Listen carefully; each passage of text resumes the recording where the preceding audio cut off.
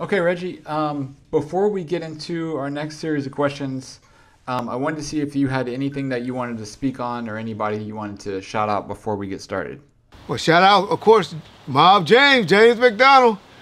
Appreciate you coming through on those last 2 weeks of episodes for me and John over here at Bomb First and the community.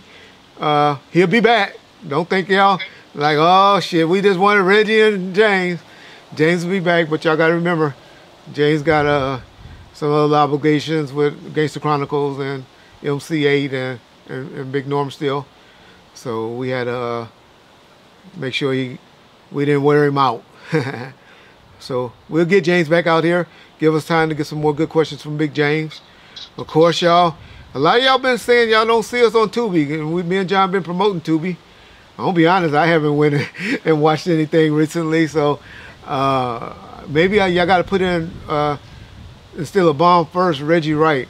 I should have had John check into that to see what's the correct way to get to Tubi so the content can come up, or maybe they pulled us down already. I don't know, but as long as me and John still getting our checks, we okay.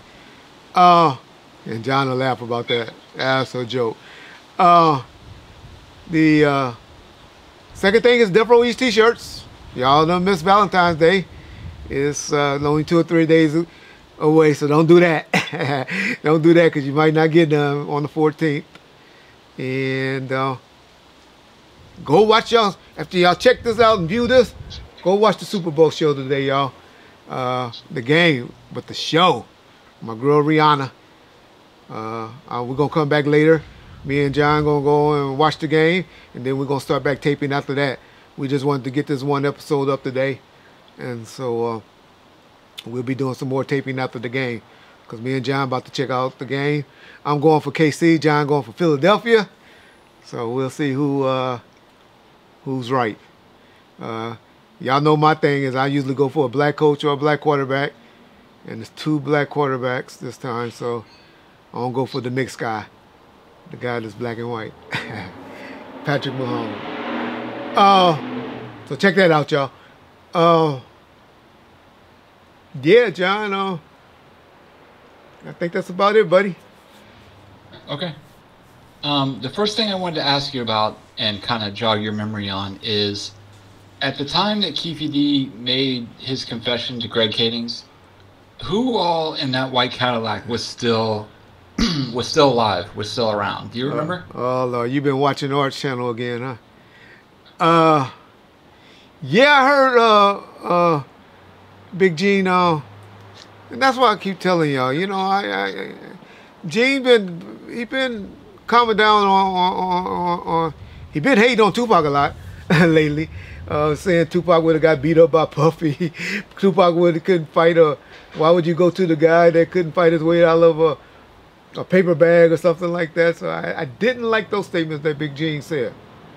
Other than that, y'all, I know how easy it is to mess up stuff. And the only reason I'm correcting it or saying anything about it is because I know a lot of you guys don't want to research. And the last thing y'all hear, y'all believe.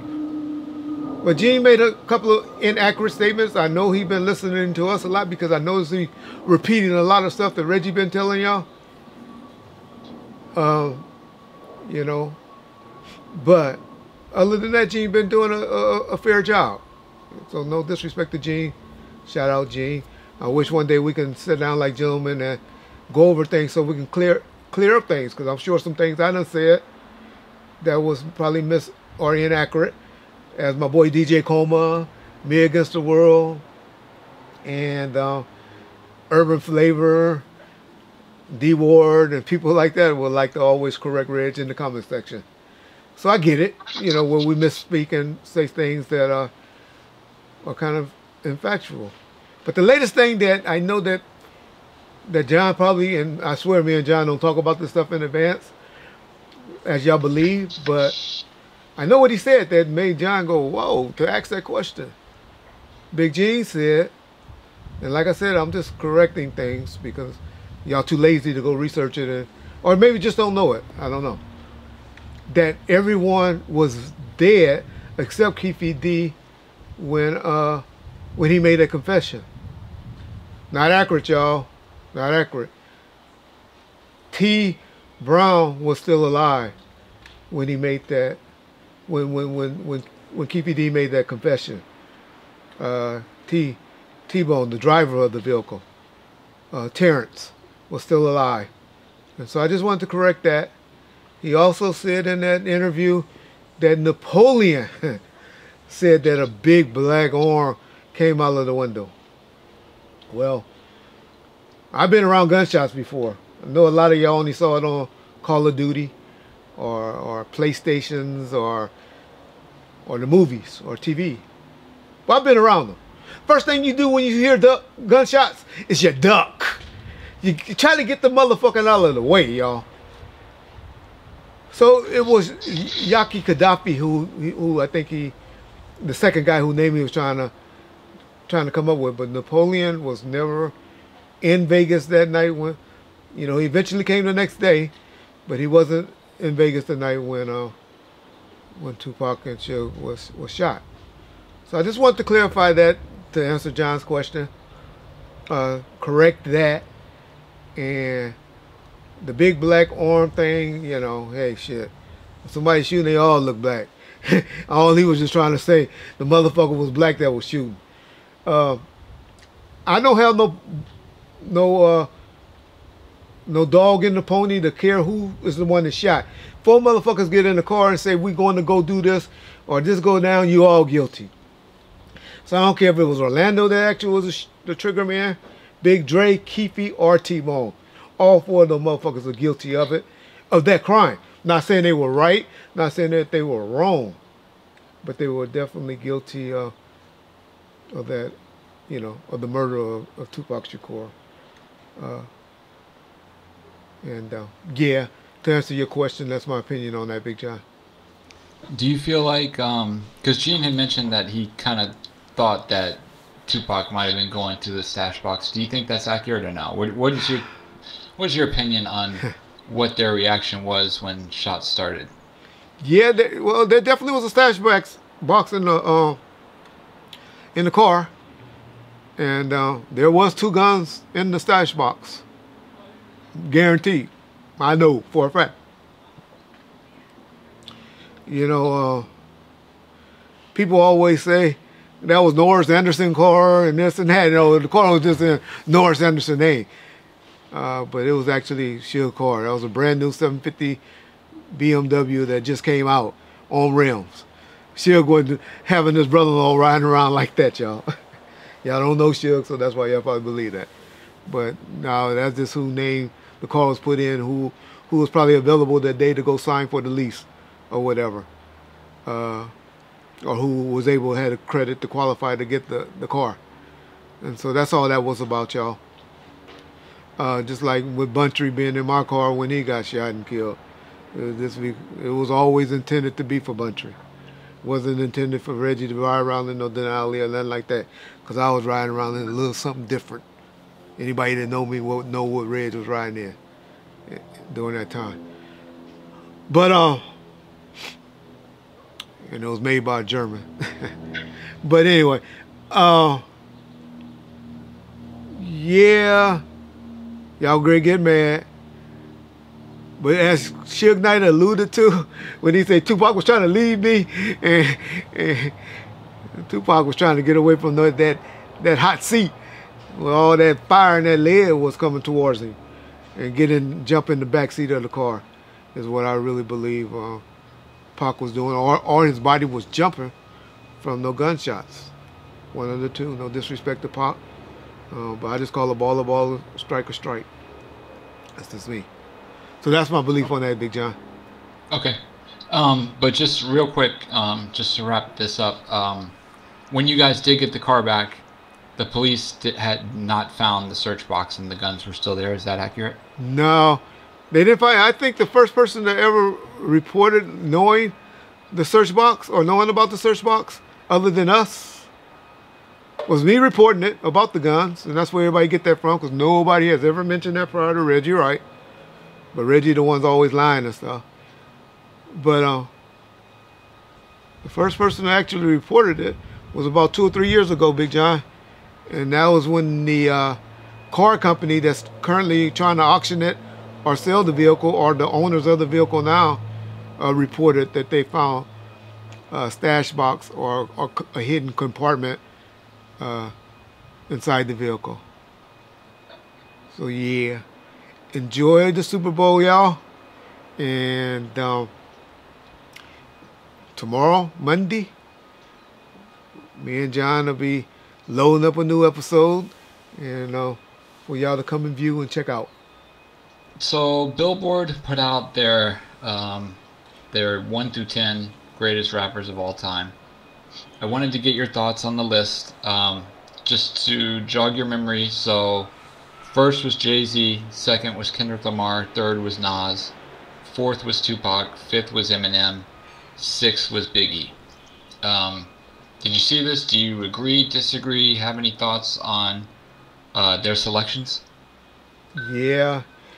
You know me, when I say that, I like to go with eras and what they basing that on. Me, everything's about money. Whatever generates the most money is the best album. That's just me. A lot of y'all will be like, oh no, Nas got the best album. His first album was the fire, best lyrical and all of that. That's you. You like lyricals.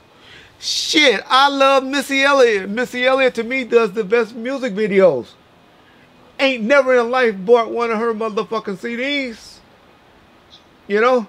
Can't tell you a lyric off of one of her songs. But I used to like the quality and the production of Missy Elliott videos. So my point is what you like. What your taste is. So if you're going based on album sales, then yeah, you got to put M number one. Not no motherfucking Jay-Z, because M done sold more albums than Jay-Z. M sold more albums than everybody in hip-hop. So that's number one if you're going by just record sales alone.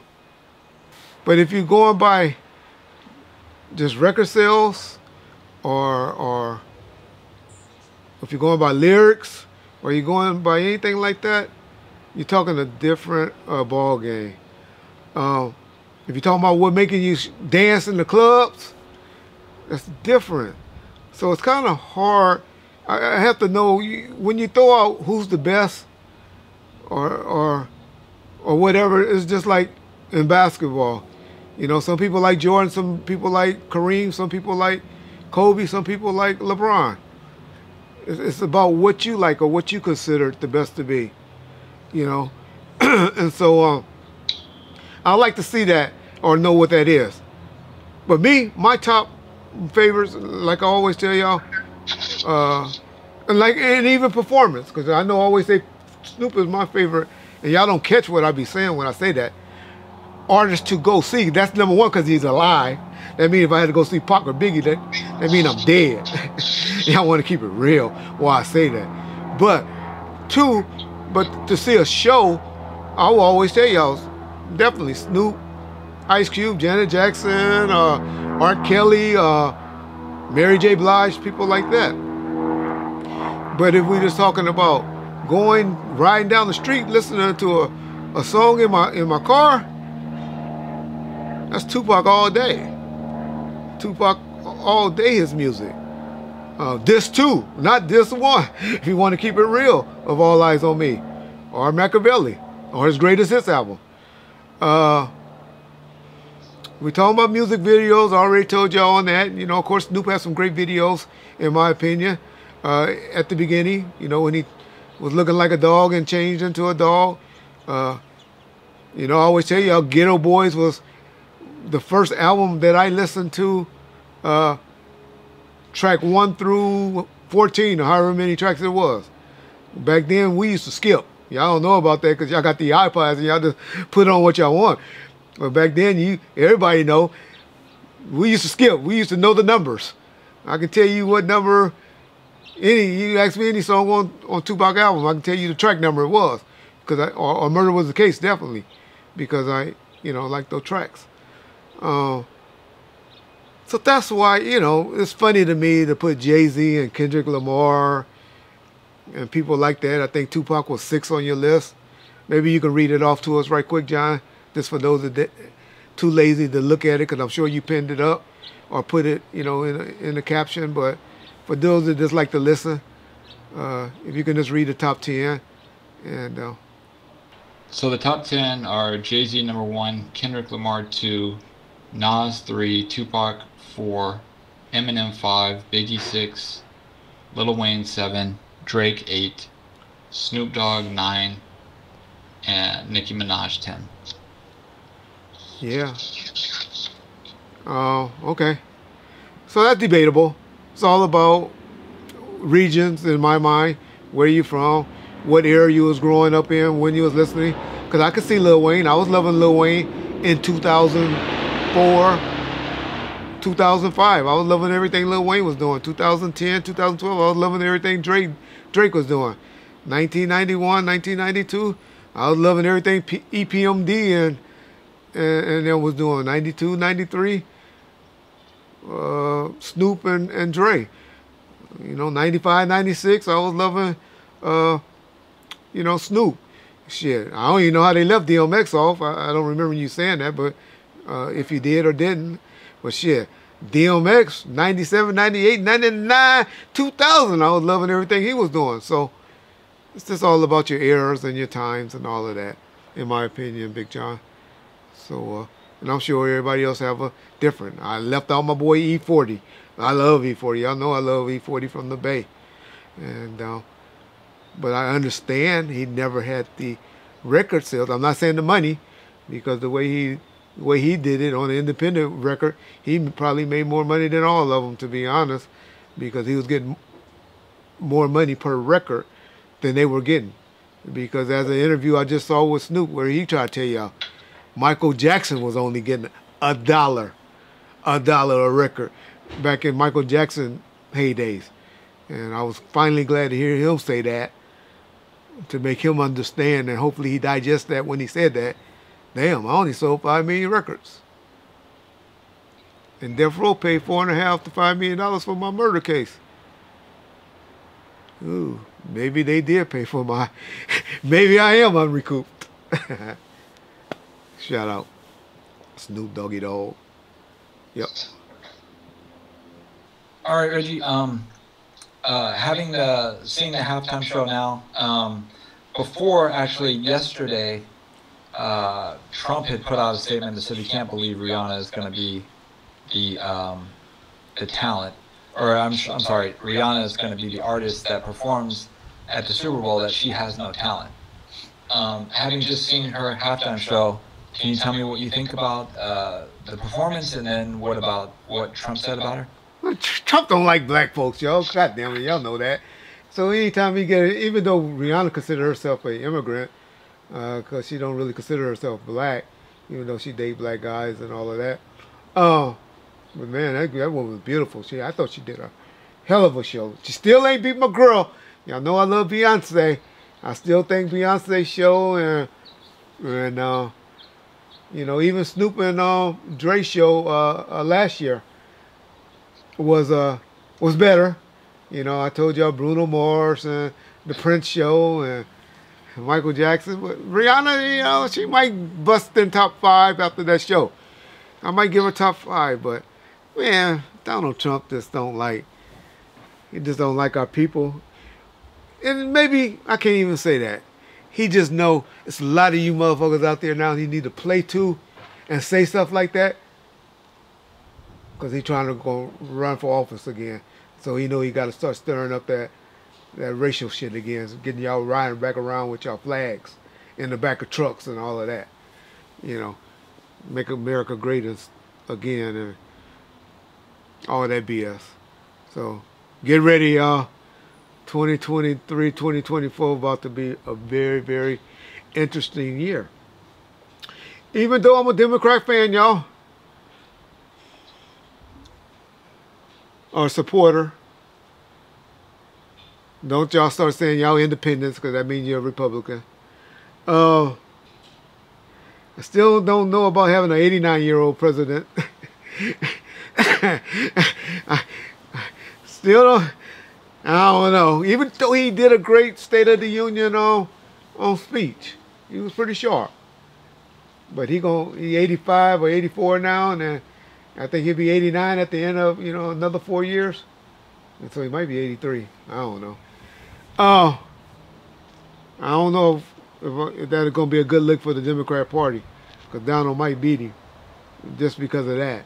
Because a lot of you young folks, y'all got grandparents and y'all know how senile those motherfuckers can be. Because I got a 77-year-old daddy and I'll be like, huh?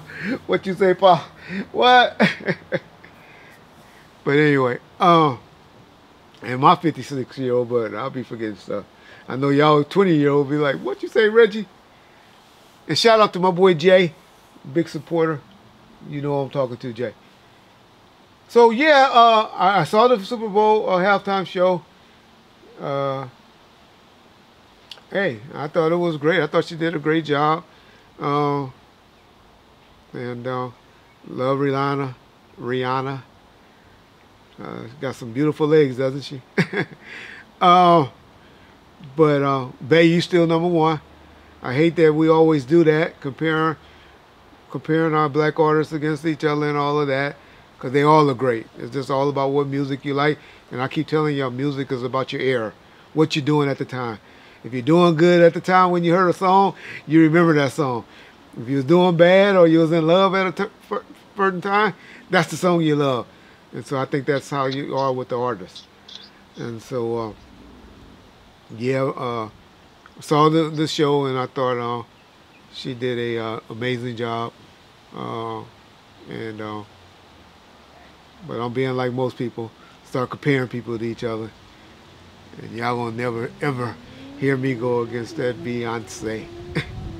Lil Bae. Yep. Or Janet. She might have beat Janet though. What y'all think? She might have beat Janet after that show. But yeah. Got a chance to review that. And congratulations to the Super Bowl champs. Yep. Okay. What did you think of the 50 years of hip hop performance at the Grammys, as far as who they did and didn't include that performed? Whoa, man, that was eye-opening to me, y'all. Matter of fact, shout out.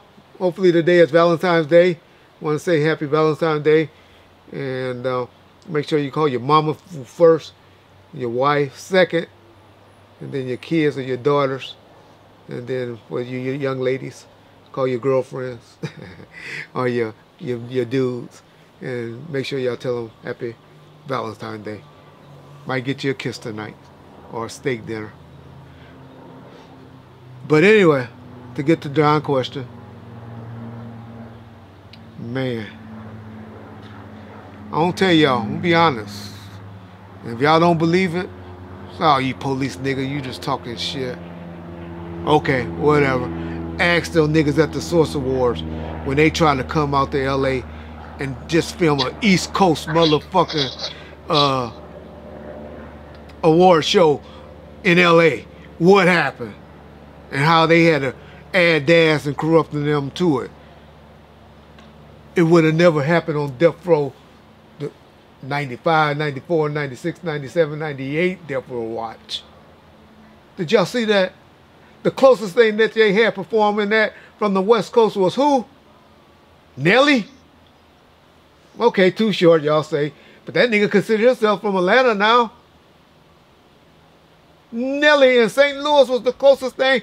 They even dissed my boys, the ghetto boys. They wouldn't even know. I know y'all tell me, yeah, the Texas is the South. Okay, I look at Texas as the West Coast. I don't know why, but I do. But okay, they let Scarface come out there and do his part by himself, a song that Willie D wrote, which is crazy to me. But look at the artists that they let perform there.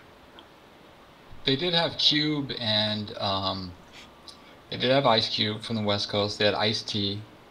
Ice-T is from New Jersey. That nigga ain't from the West Coast. Yeah. But they had a couple. I didn't see that. I don't remember seeing Cube, and I like Cube. But I did see some dudes I didn't know that came out looking like gangsters and stuff. I was like, who they trying to be? But I definitely didn't recognize the song. But okay, if John said, because I know John know, I miss Cube. But that still wasn't enough. They had all those. They didn't have E40 in it. They didn't have Snoop in it. They didn't have Dr. Dre in it. They didn't have DJ Quick in it. Who else from the West? You know, if you're doing the whole 50 years, they didn't, you know, they, when they talked about it, they were talking about Sylvia Rome, who's a music exec that didn't own nothing. She didn't own Elektra. She just was pretty much a executive there. Why you didn't have Suge Knight? Why you didn't talk about him when you was talking about people in the 50 years of hip hop? Suge had a great run. Suge had a great young run in hip hop. Didn't have nobody from them represented it. I know I'm pro Death Row, but okay, Lil J, he did a little something. I don't know. Maybe I'm fucked up in the head. But Brian Turner, he gave up. They ain't have, you know, nobody from the West was represented there.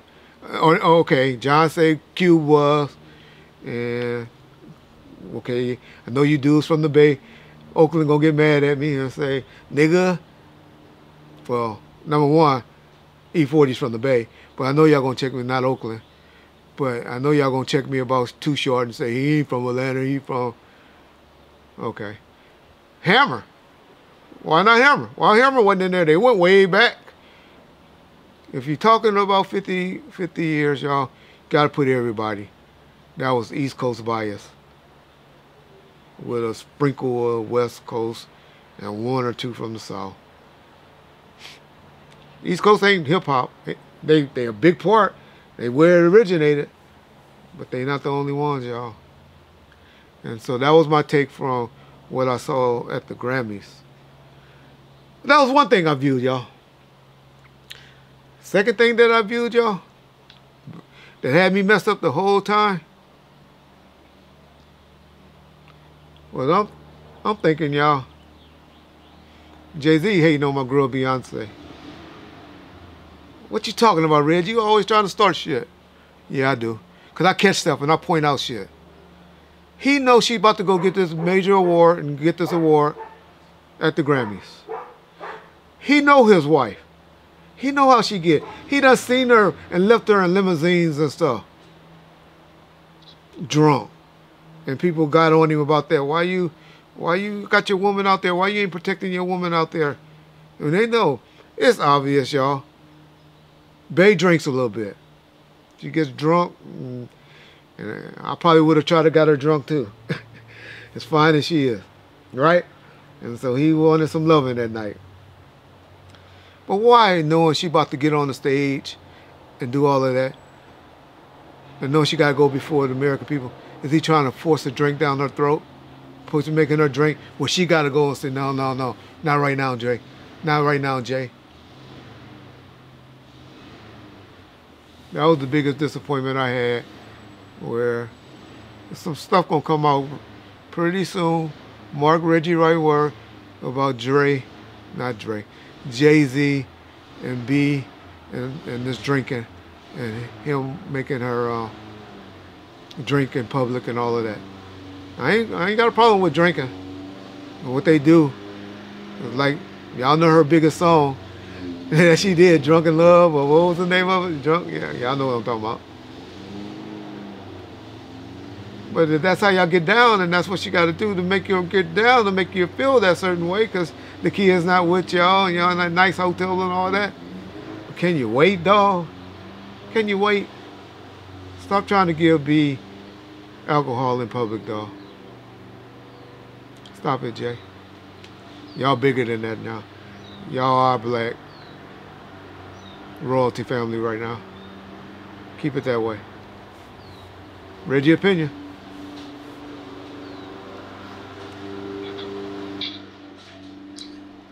What did you think of Dre's acceptance speech for the Dr. Dre Impact Award at the Grammys? Were you able to catch that? Yeah, shout out Dr. Dre. I like it. I like that they decided to name the award after him, the Impact Award. Are we gonna call it the Impact Award, or are we gonna call it the Ike Turner Award? Y'all know Reggie always got to throw a jab. But, oh man. Could there have been a better example? A little guy that's been accused of domestic violence on 3 to 4 public to name an award like that out there. I know he's a better person now, but just a question, something for y'all to think about. Because would a female really want that award? You think Megan Thee Stallion or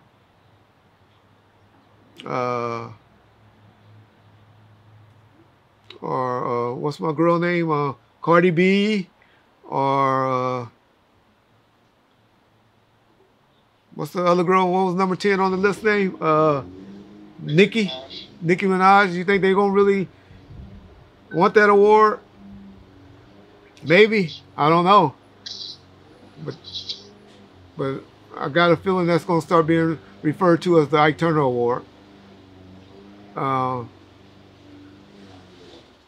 I just think it could have been somebody better that they could have picked for that award.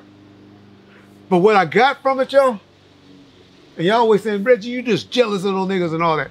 No. I keep telling y'all, money don't make rich. My bills are, unfortunately, fortunately getting paid. They ain't been able to buy stuff and do stuff like them at all. But I could pick up the phone right now and call my daughter, my grandsons and all that. They'd be like, hey, Grandpa, what you doing? I love you, Grandpa.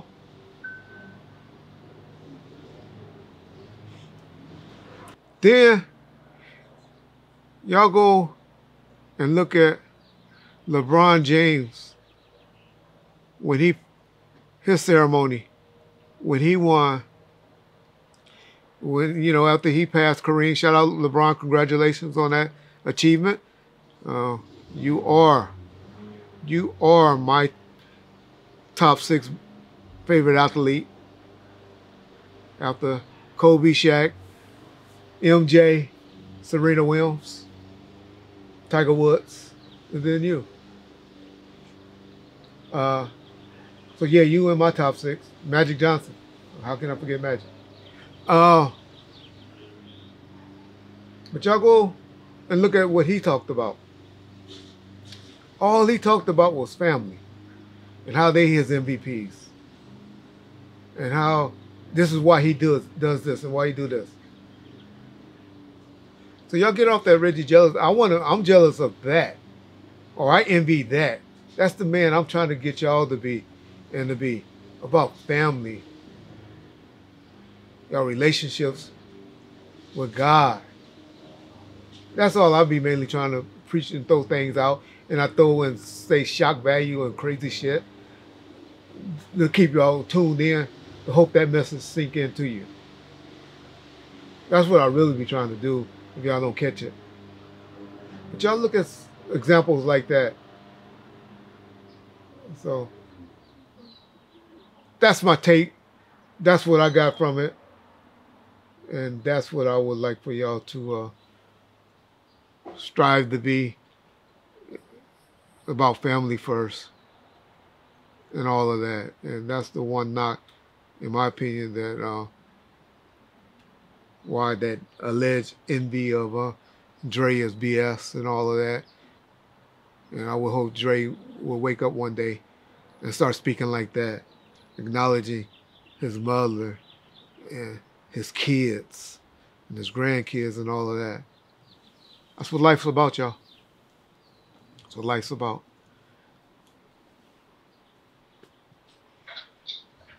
Did you happen to see where he was speaking? And I don't know exactly what he was accepting or what he was being acknowledged for when he made this statement. But he had an acceptance speech. It wasn't the Grammys or something else. And he went on about how Snoop came to him at a very low point in his life, and how, you know, Snoop helped him over a 9-month period create the Chronic album, and that he says, you know, along the lines of he can't imagine where his life would be had he not collaborated with Snoop. Were you able to see that one? I saw that, and I hope y'all can play it and you can view it. But if you can't, hopefully it'll be panned up. But I'm reacting to it, and my reaction to that would be, yeah, why be on their heads? It's why be on their heads. See how they purposely leaving out Suge Knight on everything? Suge Knight is the one, Dr. Dre, and I was with him, when you was getting beat up, some niggas was messing with you while you was working out at Cal State Dominguez on the track that you called. Suge Knight was the one that was bringing money and putting money on your table while you was going through that hardship that you was speaking on, not Snoop. But you always want to just leave out and disrespect Snoop, Suge, because of y'all little beef or whatever that's going on. Call a ball, a strike is all I ask of you two, Snoop and Dre. You know? It's like when Snoop got up there and was rapping that time, No Limit is a label that pays me, when you try to rewrite all of that. We hear all of those things. That's why we call y'all on all y'all BS. All I just say is just keep it real. Stop trying to slight the man. The man did what he did. You got a right to feel the way you do. But give him his props where it's due. That's all that I say on that. That's the only reason I tap at y'all. Suge's not here to defend himself. I'm not his boy or his girl or anything like that, boy. I was his own boy. And I know the real, I know how he felt. And I know the things that he did for y'all. And that's why I put it out there to set the record straight, because if I don't, who will, apparently? Because nobody is. Everybody want to bash Suge. I heard my boy, a dude that I defend 24/7 on this stuff, doing a roll call on Clubhouse recently, telling all the bad things that Suge did.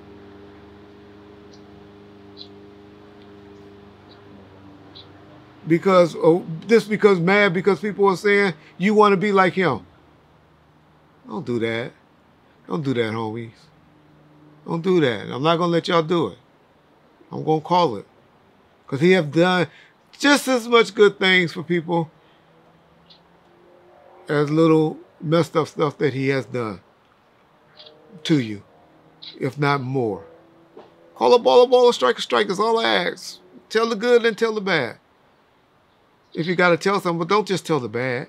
And don't just ignore it or acknowledge it. Well, maybe some of y'all say, well, it's best that you just forget about it and don't say anything. Okay. Okay.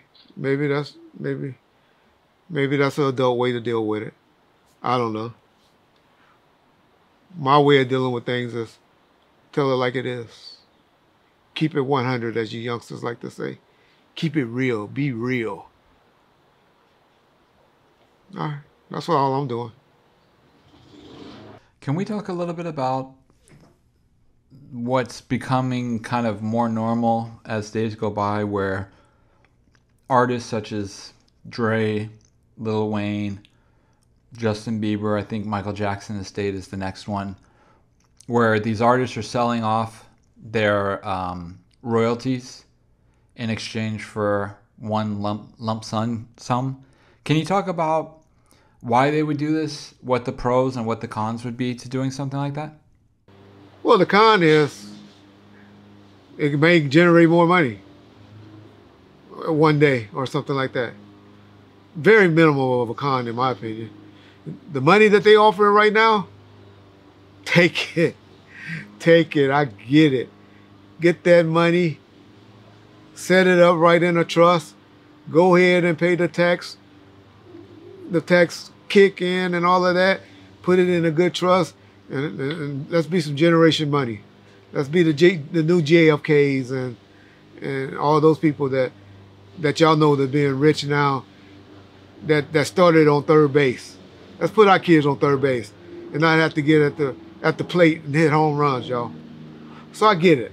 If you do that, if you're just gonna go out and blow it and don't invest it right or don't put it in a trust for your family, for your future, for you to live good and for your kids to live good, then okay, that's another. That could be the con, like you asked, Big J.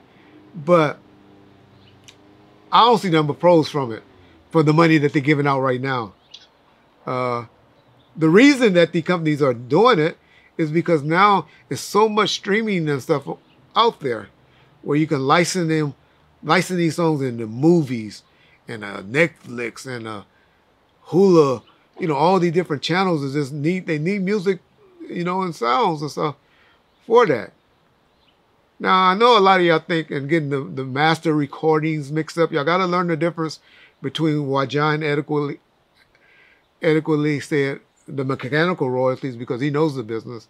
He knows that that's all they're really giving up is the publishing and the music writing parts that they're making this money from, and the money that they would have made as an artist, because these big labels are still not giving up their percentage and their rights and their ownerships, because very few of them own their master recording. So y'all got to watch when they say all of that, the ownership. Now, I know there's some new laws and stuff like that, how people are going to get their rights back after 35 years or 30 years and owning the masters outright and all of that. If they don't sell their rights over. And yeah, shout out Groupie. I forgot to tell you, thank you for that heads up. Do a secretary search and all of that now, and see who owns Big Simon Says and Simon Says Music and Simon Says Films. Check that out, group. But anyway, back on track. But that's the main reason for people doing that. I applaud it. Get that money. Get that $100 million, $200 million. In the case of Michael Jackson, I think he got a deal for like $800 million, $900 million on the table. Yeah, how can you get that type of money? Shit. Man, you think the owner of the Phoenix Suns is mad right now for saying that N-word? Shit. He cashed out. He just got $3 to $4 billion. Man, and who knows what boat he might have just, he might have missed. Things go down. Shit. House value go down. Stuff goes up and down. And so why they giving the money out like that? It ain't nothing but a pro and a good thing. And so I can see a lot of people selling no rights and all of that. I know a lot of y'all got mad at Suge and me and all of that when we said we was doing buyouts with people back then. But none of y'all mad at them now. When white folks do stuff, it's, oh, y'all should have just gave them the money, loaned them the money and all that. And I know these big companies are buying out people and buying their rights and all of that. And it's all good. Get your money, man. That's a great thing. Y'all some hypocritical motherfuckers. But yeah, that's my take on that, Big J. Okay, can you talk to me about, so when Suge went away for the probation violation in 96, 97, a lot of the mob guys didn't end up passing, if they did pass, until later, like 2001, 2002. So I'm curious, what did people like, the Buntries, the Neckbones, Trayvon, what were they doing when Suge was locked up, and were they still working for the company? Yeah, that caused a lot of friction back then. So what happened was, like I always tell you guys, Suge budget went from $1.5 million a month guaranteed to $350,000. And what happened was everything was being leased. Even their cars was being leased and all of that. Now the finance companies and all of that was like, hey, turn your cars in. Hey, we want the cars. We falling behind on payments and stuff because of the readjustment and all of that. And so that's probably why Reggie got put in the position that he did. Reg, go get the car. Go get the car. Go get this. Go tell this person they got to move out. Go find a smaller house for this person. It was a major readjustment going. And so everybody, thank God Reg was always self-sufficient and had it right way. But everybody, even I mean, there's women, everybody was losing cars. They had to turn them in. And we had to go and start buying and getting people back on their feet right, which they all did. They all eventually got back right. But it took about 3 or 4 months for people to lose stuff. And so the homies was having a big major problem with it. Like, no, you know. But they complied. But now they got a bad taste in their mouth. And now Sugar's dropping their pay because they ain't doing nothing but just sitting at home and telling people they only getting $1,000 a month or $2,000 a month or whatever. And I mean, every last one of them. He eventually, well, I came up with the idea to give people a job because I was like, shit, Hen Dog and Henron and could work at the office in the daytime and be up here, which he continued to do it. And him and Hen Dog can alternate working at night, the graveyard show at the office, just sitting up there posting up, which they did. Some other people elected not to. And they just went by the side. And so, to be honest, nobody was really getting a check in probably 97, 98, but Buntry. Now, eventually, they all came back, especially after that Universal thing went down with Snoop. I remember getting Big CJ, a region, Lip Dog, a region, Buntry, and Trey. They each had a region to stay on the street team guys, making the street team people, because now we work in the Two Gangsta for Radio, the Chronic 2000, and stuff like that albums. And they were just to make sure the street team people were doing what they were supposed to do in their region. And so they were doing that. That was like 98, 99, sometime like that.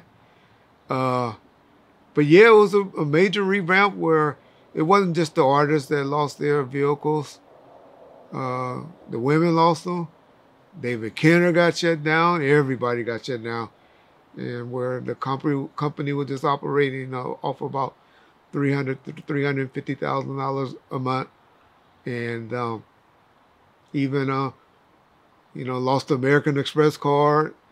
It was a lot going on during that time. It was a lot that took place that Reggie Wright had to deal with to get back in order, with a lot of different lawsuits and financial woes.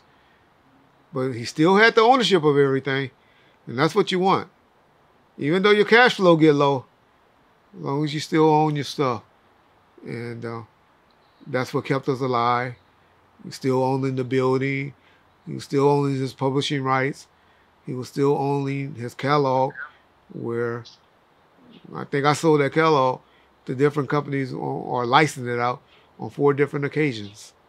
And each time, minimum, to have the rights to license the album was advanced $3 million. And then thank God for the Tupac albums and its sales. And that what kept the doors open and kept everybody maintaining their semi-life status and his family, which is ultimately the thing where his mom and his kids and all of that were eating. And we still had a staff of about 15 to 20 people that were still working, and they were able to feed their families. So even at the worst time of his life or the bad time of his life, at that point, because he had some worse after that, but at that point he was still feeding or responsible for putting dinners and food on 20 to 25 people plates. And I didn't even count the guys that was working for me, which you can add another 10 or 15 guys. So yeah, that's what happened. But a lot of the homies did go by the wayside, and then they started warring and beefing and having issues of their own and doing their own thing. Because, that's one thing about gutter dudes. They can always go back. And you can always go back and survive. And no niggas were survivors. And they all went back to their hood and continue to live and survive. Yeah.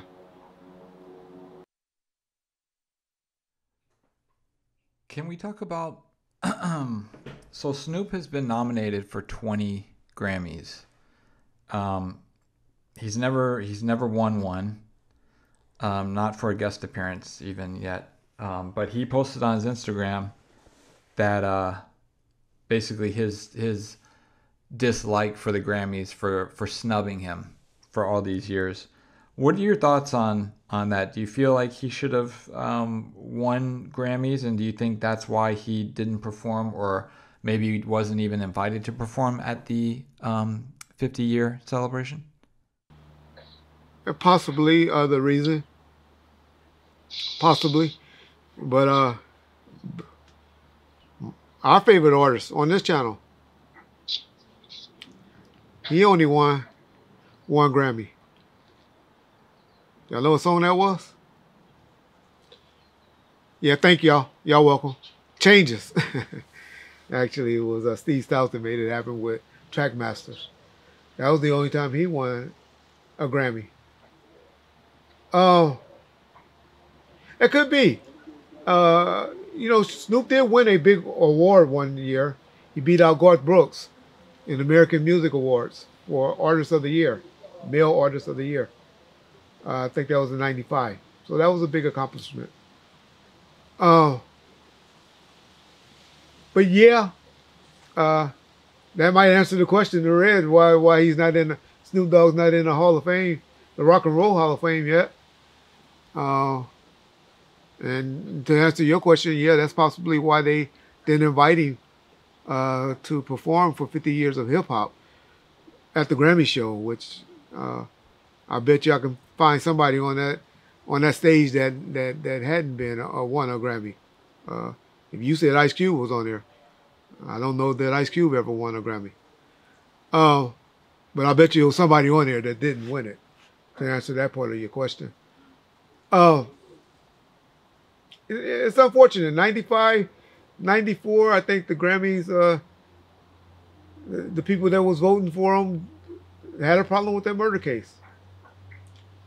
After that, he probably had 2 or 3 major hits, in my opinion. And that was with Pharrell. Beautiful and Drop It Like It's Hot. Bitch Please is not a Grammy type song, which y'all know I like Bitch Please a lot. The songs he did with 213, with Nate and them, I like, but they wasn't Grammy type songs. Beautiful and Drop It Like It's Hot probably should have got, if it wasn't nominated. And I know you said they've been nominated 19 or 20 times. I thought it was 19. You said it, but I'm sure you read it and researched it. So if you said 20, I'm sure it was 20.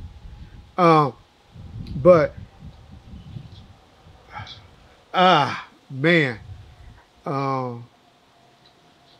I think that murder case might have hurt him with those type of people, Grammy people that's on the, because y'all got to remember, y'all don't know, I know a lot of y'all don't know, but most of you people that grew up in my age know the Grammys, hip hop used to wasn't even shown at the Grammy Awards on TV. They didn't even air that part of the show. That was done 3 o'clock in the daytime. Taping didn't start until 5 o'clock.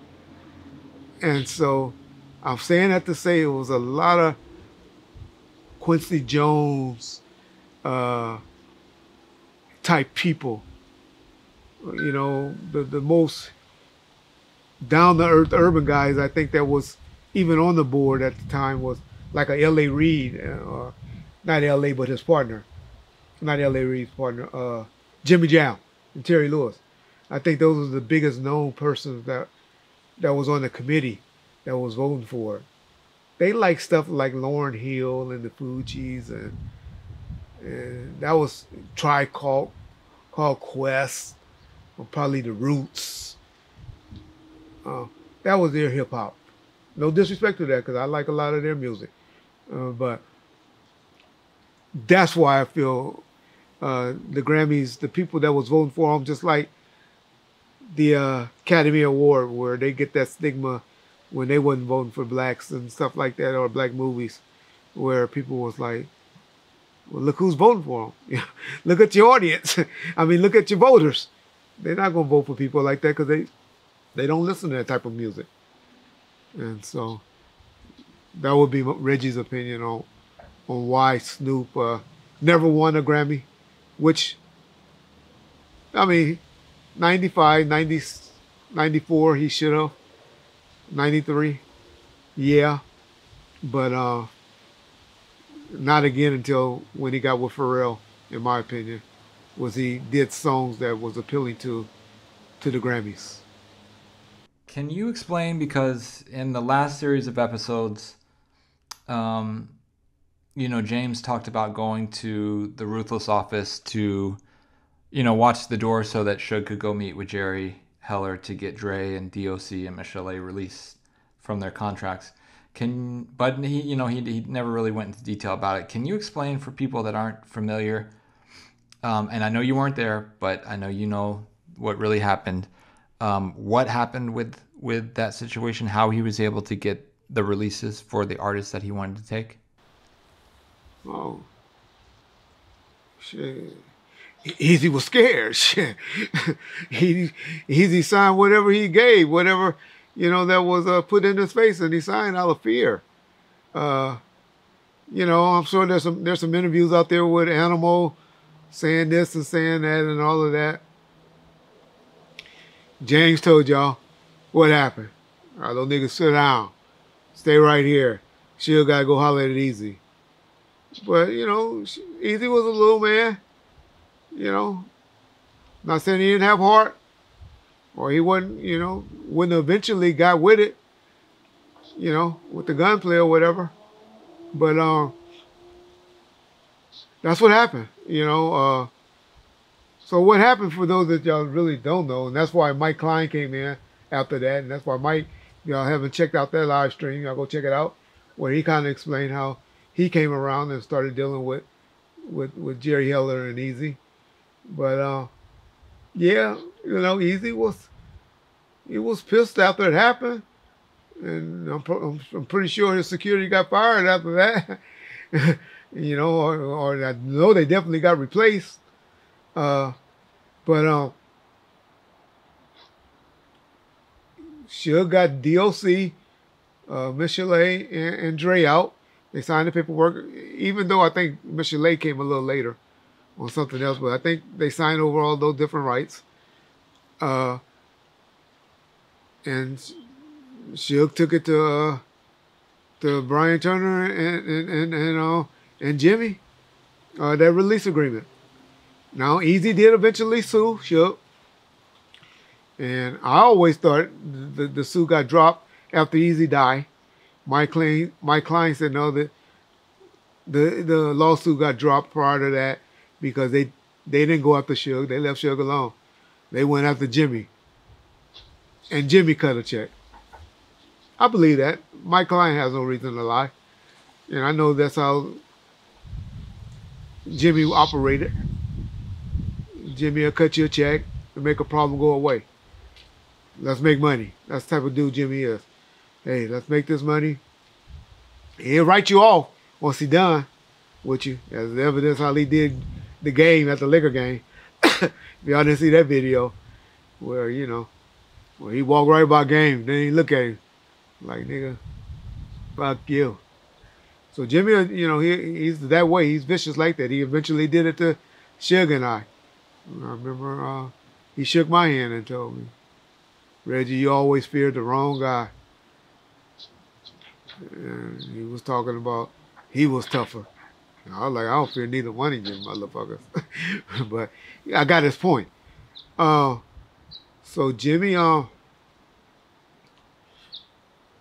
cut the check, I'm sure, like Mike Klein said, and it went away.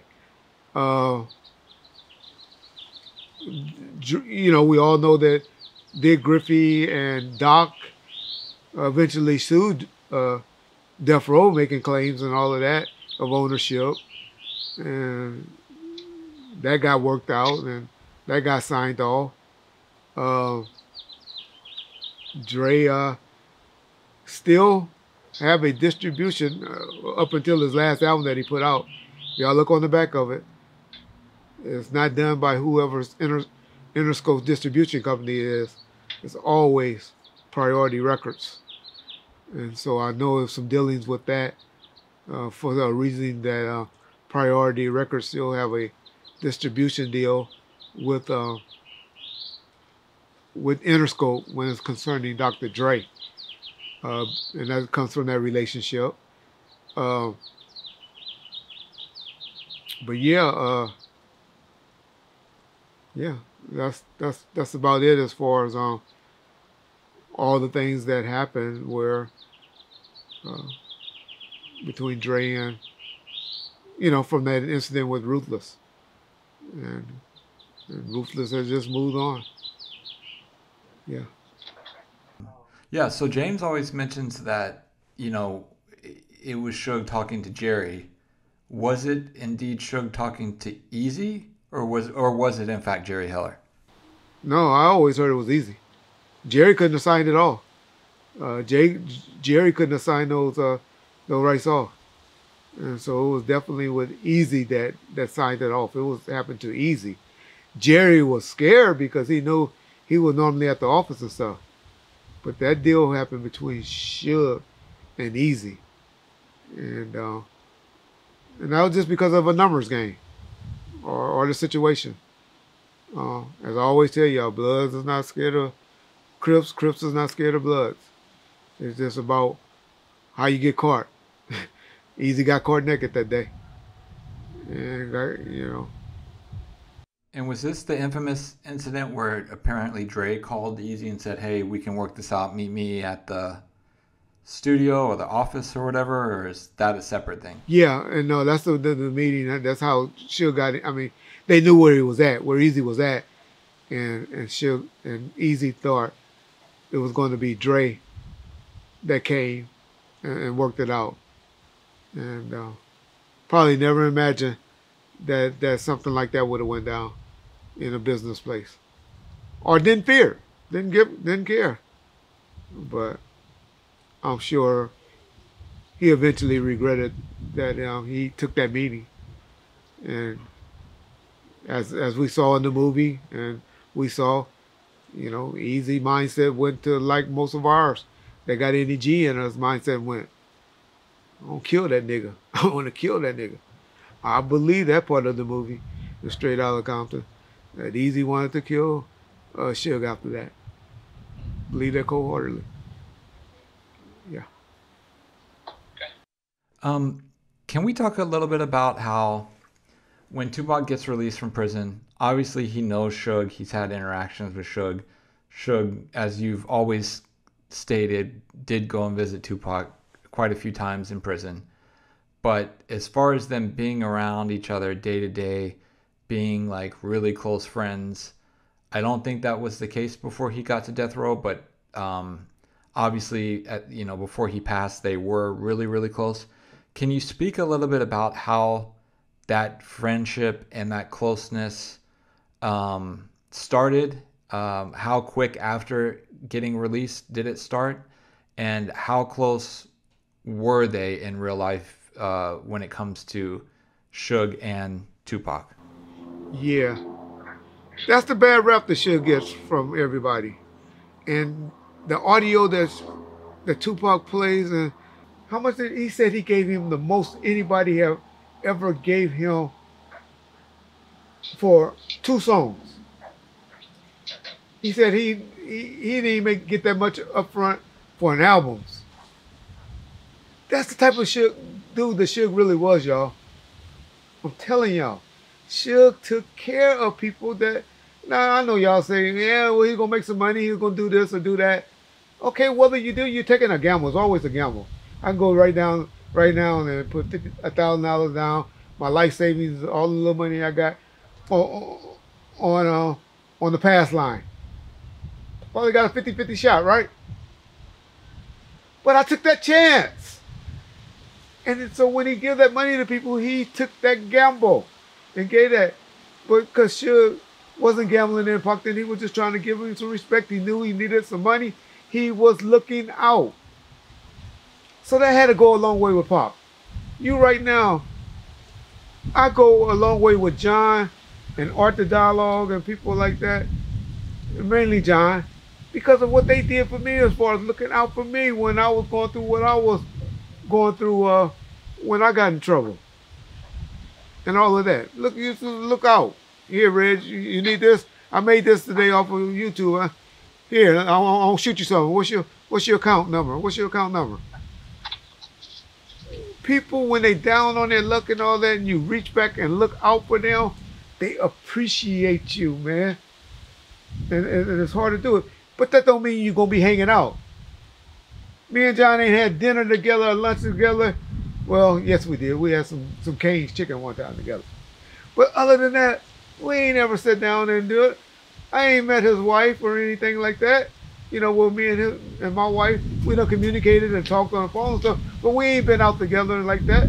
So I'm not saying we have a friendship like that, you know, where we out hanging out with each other. But I respect the hell out of John. It ain't nothing John can almost do to me, you know, probably spit in my face or something like that to make me stop fucking with him.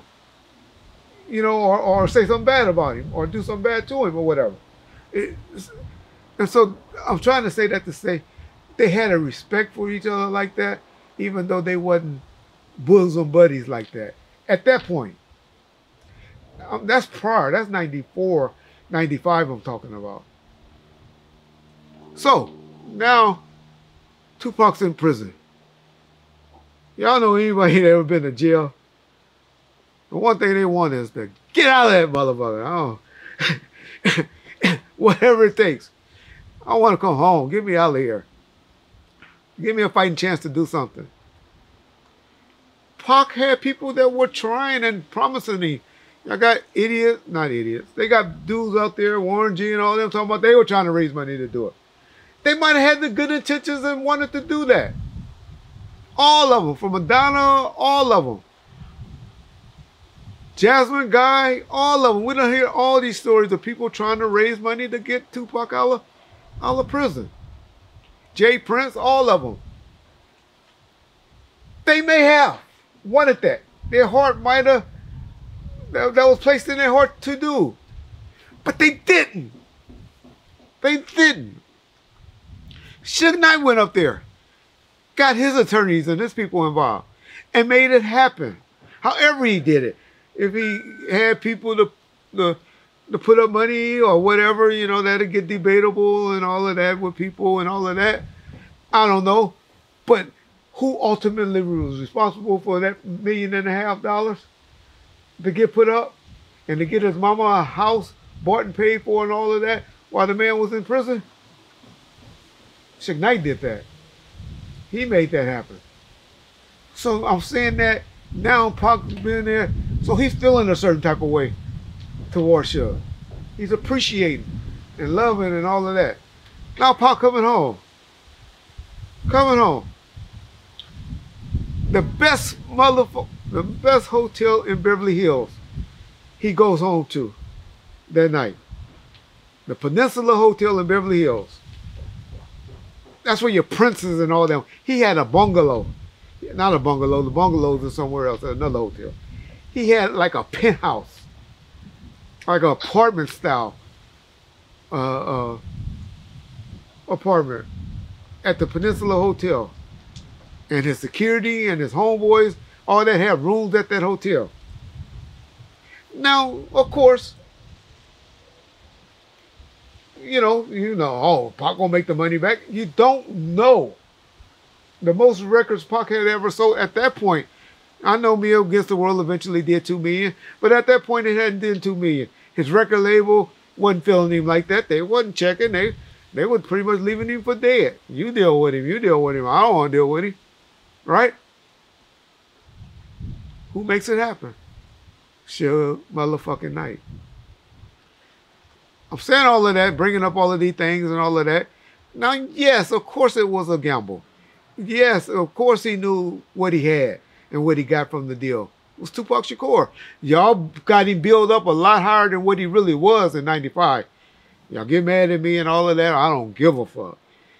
Tupac was not the superstar that you guys know Tupac to eventually became.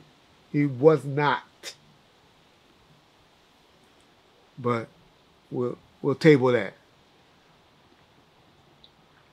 And so Suge took that gamble, took that chance and all that. And Suge had bigger orders at the time. He had Dr. Dre, Quick, and Snoop. I'm talking about the production team and Daz and all of that, who were hitting home runs for him at the time.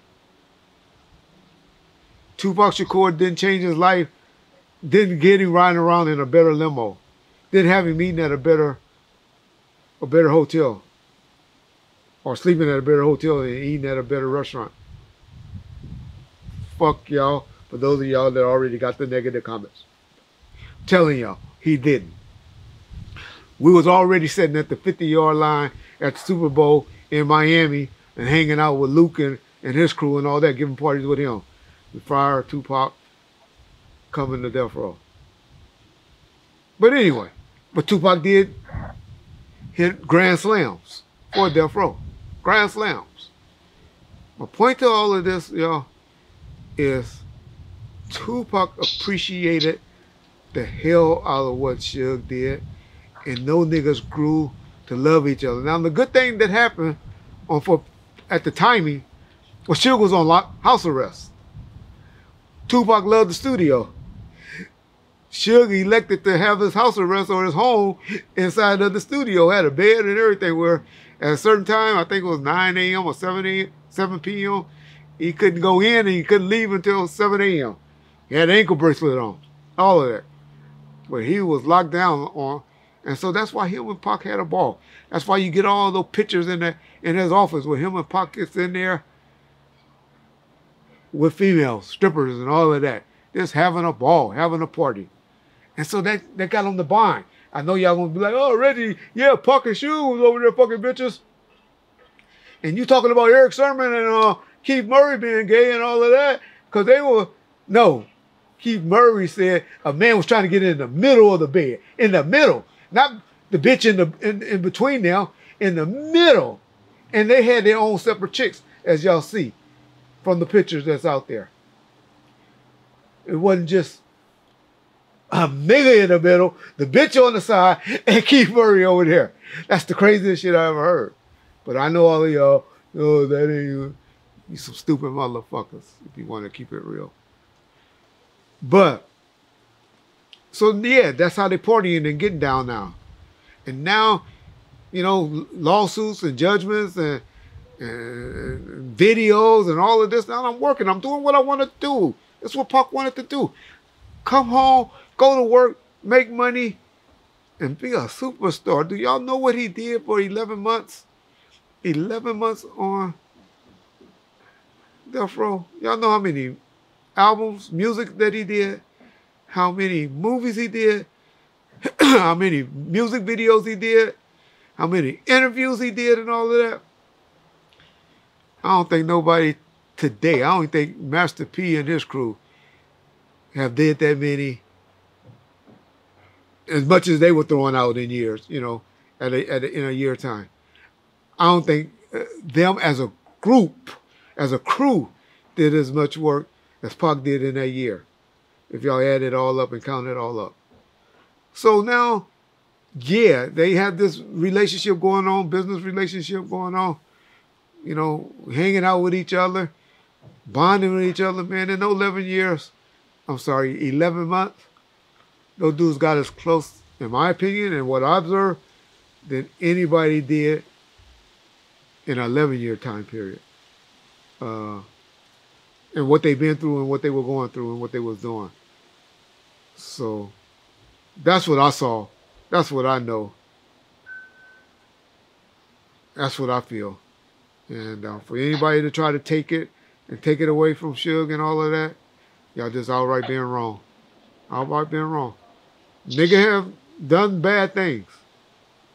But I can tell y'all, I wish y'all would listen to me. He has done more good things for people and for his artists than he has done bad to them. That's my take.